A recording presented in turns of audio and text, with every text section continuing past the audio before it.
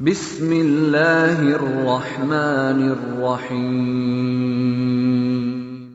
سورة الماعون مکیه. بسم الله الرحمن الرحیم. ارأیت الذی آیا دیدی الذی او کسی را که یکذب و تکذیب میکرد بالدین به روز جزا، فذلک پس اوست الذی کسی که یدع الیتیم میراند یتیم را، ولا یحض و تشویق نمیکرد علی طعام المسکین به طعام دادن به مسکین، فویل پس شدت عذاب است للمصلین برای اون نمازگزارا، الذین کسانی که سرشان نماز فرض شده لکن هم ایشان عن صلاتهم ساهون از نماز خود بیخبر هستند.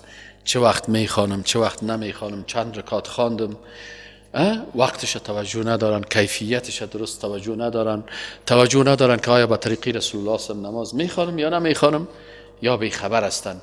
الذین کسانی که هم ایشان یراؤون ریاکاری میکنن و یمنعون الماعون و منع میکنن مردم را از چیزهایی که چیزهای ضرورتهای عامه هست. مثلا در خانه تان یک ظرف دارین، اگر همسایه میگه که امروز من کار دارم، امی بیلتان کار دارم، امی کلنگتان کار دارم، امی دیگتان کار دارم، بازی بسیار دیگه چی هستن در ریاکاری خوب هستن، اما در کمک به مردم باز چی است؟ ممانعت.